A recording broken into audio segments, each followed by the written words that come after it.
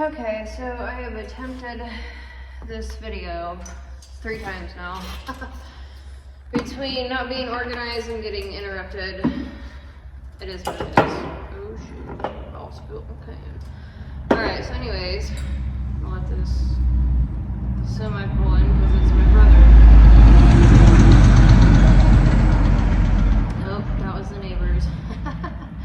My brother's been hauling grain.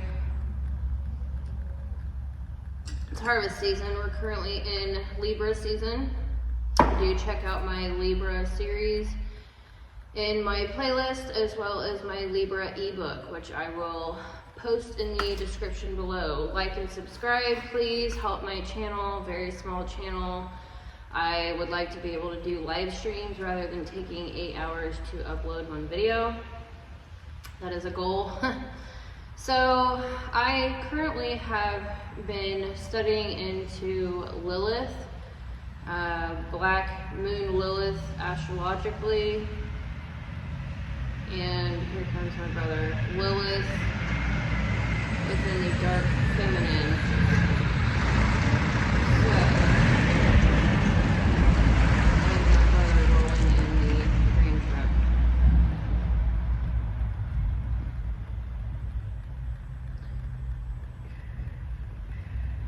Let's see if my hotspot actually connected with my computer. That would be great.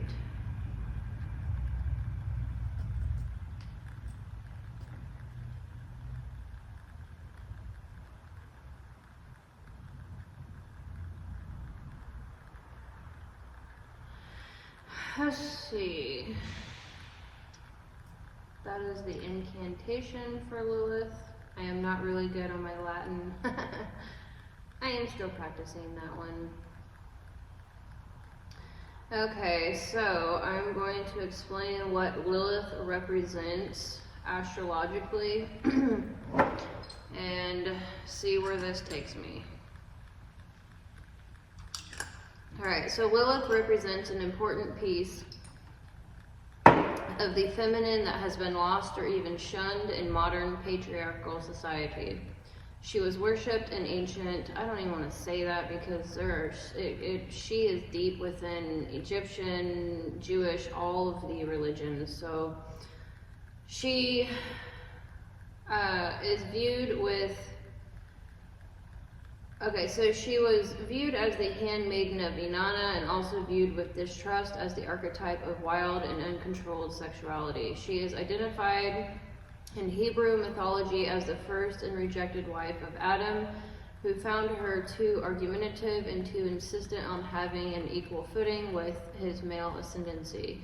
She has thus come to represent the principle of equality between the sexes, being associated with raw sexual power and its spiritual use as in tantric practice. She is also a fitting archetype for the dark unknown part of ourselves that represents our unchained sexuality and the female portion of either man or woman's basic nature. Her archetype also includes the rage of being repressed and excluded from everyday life. Like Chiron, Lilith represents the potentially walled-off world of dark, instinctual urges that come from deep inside ourselves and lead us toward transcendence. When her influence is developed and explored through spiritual practice, she becomes a powerful ally for healing and regaining wholeness. Where she is found in the chart, either by aspect or by house position, she urges us to explore the dark unknown and instinctual side of femininity, and to embrace the healing power of acknowledging and honoring this influence. So collectively, we do have Lilith in the 7th house. So with Lilith embodying the scales of Libra, balance is important to you. So I don't know if we actually have it in the 7th house. We have collectively Lilith in Libra, and I also have that within my natal chart. So with Lilith embodying the scales of Libra, balance is important to you. So this is Lilith in Libra. but it can also be a struggle to attain. As much as you may want to be the perfect partner, you also want to remain true to yourself. The twins recommend focusing on your own identity and avoid losing yourself in a partnership. They also warn against looking at your relationships through rose-colored glasses.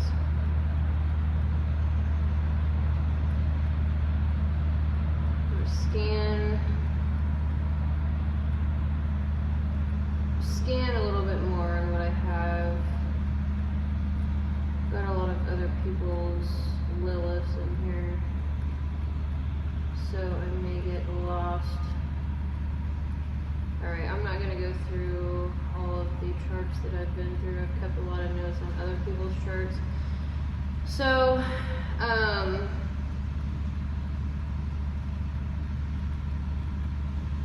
okay, so Black Moon, Lilith, and Libra. So this is a collective type of video.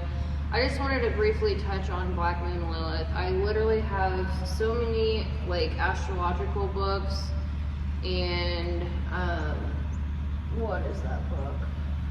Oh, where did I put it? You know, The Secret Teaching of All Ages. Like, the only thing I could find in here is speaking on Libra season. So we are in fall season. So I'm going to go into this first. I'm like doing a deep dive into Lilith because all the books that I have, look how thick this thing is. It's amazing. But I need to do a lot more research into this because as much as I have studied the last, decade, I haven't exactly tuned into my own Lilith, and I am like, wow, you know what I'm saying? I've gotten a lot into my Chiron. My Chiron is in Cancer in the 4th house, and I had a very traumatic childhood. I'm very estranged from my Native American side of my family, which is my mother's side. And so I've done a lot of internal processing with that throughout my entire life. It'll be a lifelong journey, and no, we do not ever need to be fully healed. That is not really a thing, so like get over that.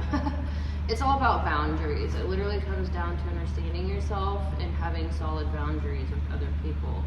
So that is like a major thing that can be a theme within the collective, is trying to weigh the scales like Libra.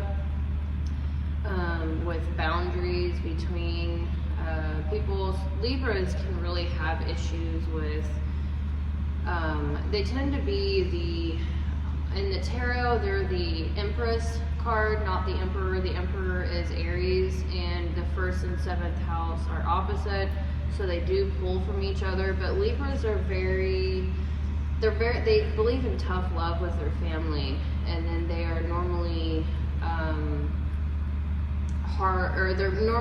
they normally tend to help other people outside their family, and they're very, very hard on their own internal circle. I've noticed that. And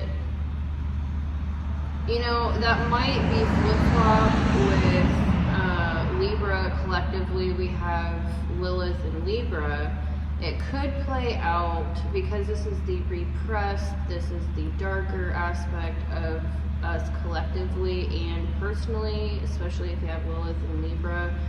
My case is I tend to close everyone. Now, I'm a severe introvert. Like, I'm Pisces, Aquarius, a lot of Capricorn. My whole chart is introverted besides my Aries rising. So, this might not play out for other people because I'm already extremely introverted, but I tend to give my partners a lot, you know what I mean? Like, I blend my identity with them. I've been working on this, people pleasing. I'm a Pisces, 12th house, Venus, 12th house, Pisces, North Node in Pisces. So I've had a lot of, all my relationships, I have really had issues with boundaries, and that is like no longer going to be a thing in my life. I've been working on that for years now. And, just being conscious to it, like, wow, where is my savage feminine at? My earbuds just went on and off. But anyways, Black Moon Lilith in Libra. So your main test will be in the area of personal relationships, ethics, and how you use your degree of magnetism or attraction. If your Black Moon works well, everything will go wonderfully in these matters. However, you can also be too uncompromising or perfectionistic, especially with your partner in social relationships. On the other hand, you might believe that society or your partner demand too much from you. If you have Black Moon Lilith in Libra, sex is your leading interest, not just sex, but physical beauty or giving great importance to the external aspect. Joy is expressed with sexual energy. It takes only some perfume, cologne, a little alcohol to stimulate you and put you in the mood for physical relations. Now, yeah, maybe, like, I don't know. This plays out differently for every personality type because, I mean, your ego and your Venus has a lot to do with this, and there are very, very loyal personality types out there, so I would take this with a grain of salt.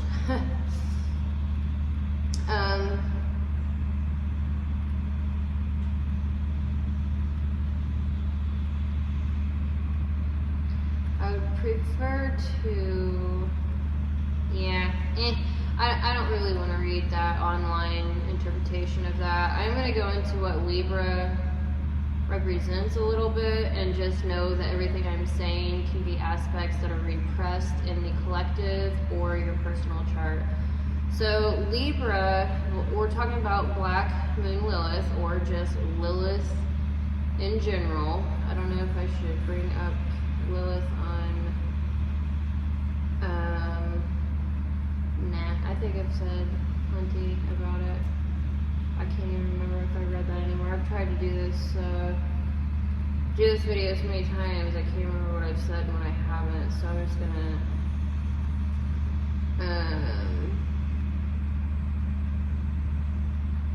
some of the notes that I actually have on my own. So, you know, Libras are normally very extroverted, but if you have Black Moon Lilith here, it's repressed. So extreme loneliness can be a thing, and self-worth, anytime you experience those two things, anytime a person goes through a dark area in relationships, you can be taken advantage of easily, so you tend to take things out on yourself. Get into a relationship, there isn't balance, and it can't be balanced out. The partner will tend to want high, extreme communication. You tend to have control, power and control issues. You will be put in a situation where you need to know your self-worth. The partner may force you to think on your own. I mean, I have been pretty independent, and yeah, I just, you know, it's, my main thing is communicating, like, just communicating when I need help. Libras already have that issue. So anyways, the 7th house of Libra represents partnerships and marriage. So all of the partnerships, business, marriage, spending money, stuff like that has to do with Libra. So Libras try to gain structure in their life through their mind, communication, relationships, and systems. They prefer applying science rather than philosophy to things. They need the tangible and practical. They're building their ideas and bonds through the concerns of what is true, false, fairness, justice, law, social norms, and testing those things. Libras are triple systematic, down through their subconscious mind, what they feel like they should be doing or where their focus is. They're looking to get things done in the best, quickest way through whatever system, model, process, framework, or label. They're focused on what the order of things are and how to organize. They don't have to have order first and can function in chaos more so than others as long as they can gauge progress in some way. They will even create chaos if they feel stagnant because their temperament also involves movement. So, the weakness here is getting lost in the details and missing the bigger picture. They can start a lot of things even at once and not follow through. Libras intellectually put how others act and communicate in a box and know how to manipulate from those common actions or communication styles to get certain outcomes according to their goals. They can tend to stupid zone people like Aries. They can be seen as a shifty and chaotic neutral.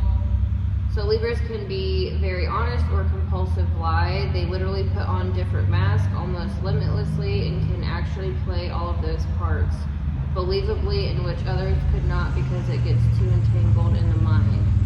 So this is smart, but to a fault, because they put themselves in situations where they have to use their mouth to get out of things. When they can't do that, they're forced to do the actions, which can be harder than any other sign. So they are very illogical. They pull strings through relationships. They are very logical. They are very goal-oriented. They are not concerned with their own emotions. They can people please due to other people guilting them. They can tend to fall for any pity party story and, really be out their own, just helping other people, and then they have absolutely nothing left. So that is an issue. Libras have issues with doubting themselves a lot, being caught in their heads and not able to act on things. They tend to need validation from others or just fear all the obstacles they'll have to endure. Deep down, they can endure a lot, but they're unaware of this. They want to get from point A to point B quickly and the first time around. They need to learn to fail forward and realize they shouldn't let themselves go to waste.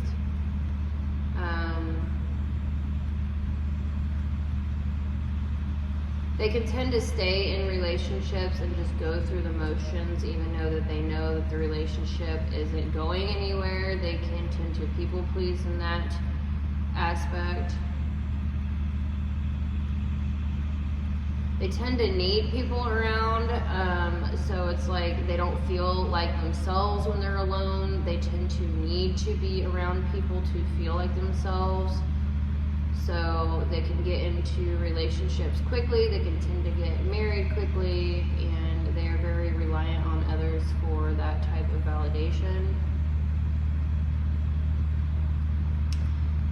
Libras can sweet talk people into making it seem like they feel a certain way when they don't, and then wonder why people are upset at them. They can seem very flirtatious and like they're going after someone when they aren't. If they get into not wanting to be around anyone, they can come across as extremely harsh. They just can't go anywhere without knowing anyone and people wanting to conversate. They can really make people feel good. Libras like to initiate harmony from how they know it should be. If things are already harmonious, Libras will create chaos or stir the pot because they want to be the ones who created the harmony. So the ends justify the means mentality. They will cause friction between two people behind the scenes and be the one to get them back together. And this can be pretty unconscious. They see it as they're willing to break the rules, even social rules, to make things happen. They use patience and time in their benefit through communication and goals. They do tend to talk a lot. Communication is their thing. They're good with words and can even disrespect others in a charming and intellectual way. They can get away with a lot up front. So Libras are very feminine up front. They have the informative interaction style. I think it's a primary interaction style. Yes, they're informative, initiating, and movement. So they like to talk a lot. They like to hear themselves talk. They like to beat around the bush, and they're not direct with their communication. So that comes off as very feminine. So they can be masters of stretching the truth to manipulate people in a serious way. They're good at emotionally manipulating people. This is probably because they have a neutral stance on about everything. They don't like to debate for the sake of debating, but for the sake of making sure their own logic is correct. So they are like Geminis. Geminis tend to stand like on the fence is what I say. They don't tend to take a side. Geminis and Libras are very, very communicative. They have a big social network. They talk a whole lot and they act like they're on everyone's side, but behind the scenes they're like stirring the pot and creating absolute chaos. So that is a issue with the Libra archetype. I don't think I'm going to go in too deep. Venus is the ruling planet of Libra, so when it's asleep, it's very hedonistic. When waking, it's seeking harmony, and when awake, it's aesthetic. Venus is a goddess of love, symbolizes love, pleasure, passion, graceful, charming, tasteful, enriches our senses with delightful flavors, smells, sights, sounds, and sensations. Social graces, harmony, friendships, adornments, kind of amusements you're drawn to, and what ways you spend your money. Her creativity urges us to value and accumulate objects, ideas, experiences, and how intensely we are attracted to those things. It rules over our capacity to express affection and to enjoy beauty, also tells what kind of sex appeal we possess. It is the planet of gardeners and every kind of artist, as well as those who wish to succeed in business. Loving intensely can make us strong, ready to take risk and to endure in the search for satisfaction, but can also expose us to disappointment, jealousy, and a broken heart. So the negatives of Venus: temperamental, self-indulgent, treacherous, and spiteful. Envy is definitely a major vice of Libra. Envy is like a step up from jealousy. First you can be inspired by somebody, and then you can be jealous of what someone has. Envy is the third step, where you not only are jealous of what other people have, but you are actively trying to take that down, take them away from that, and gain what they have. So that's a very serious problem. So,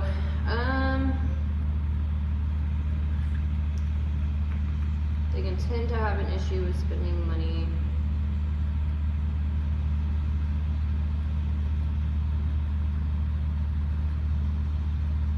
So, they are considered the glamour caster, charmer, but very masculine underneath, build off of people, places, things, very persuasive talkers. So like I said, they're very charming and beautiful and kind up front, but once you get close to that person, they are the emperor. Don't forget that.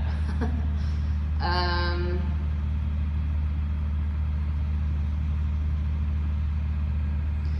don't know, I'm just going to read a few more notes here.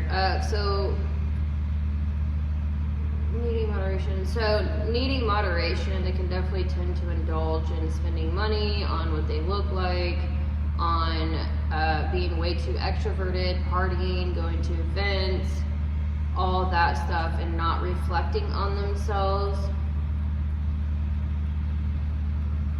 They can be very materialistic from time to time.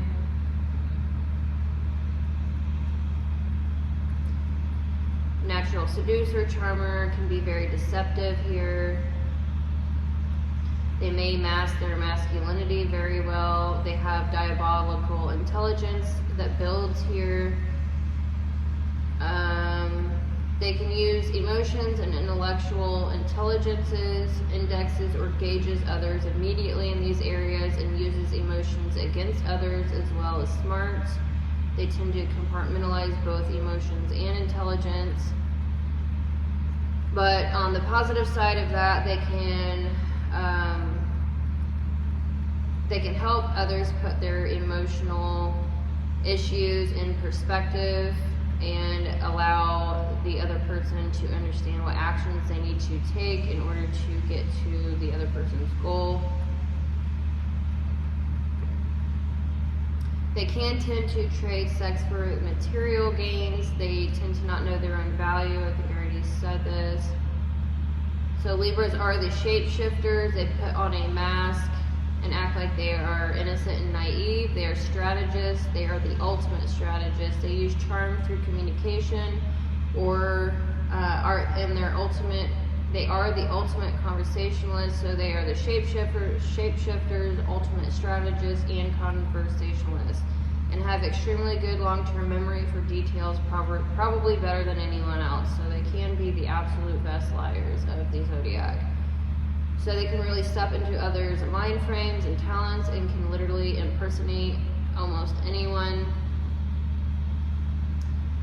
Females tend to be very masculine on the inside, even though they're very beautiful on the outside, and feminine acting. That's how they draw people in.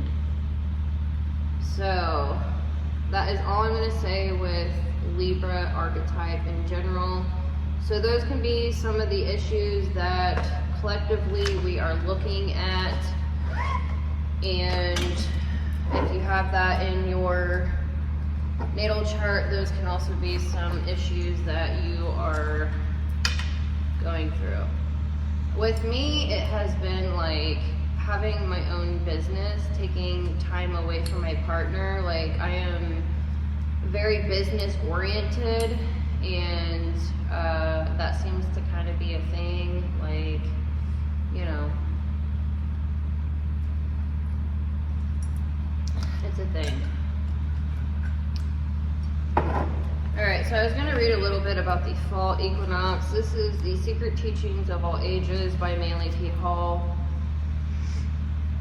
So the autumn equinox apparently occurs in the constellation of Libra. The scales tipped in the solar globe begin to pilgrimage toward the home of winter. The constellation of the scales was placed in the zodiac to symbolize the power of choice, by means of which man may weigh one problem against another.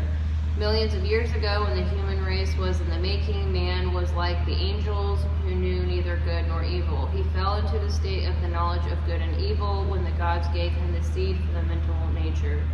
From man's mental reactions to his environments, he distills the product of experience, which then aids him to regain his lost position, plus an individualized intelligence. Paracelsus said the body comes from the elements, the soul from the stars, and the spirit from God. All that the intellect can conceive of comes from the stars, the spirits of the stars rather than the material constellations. So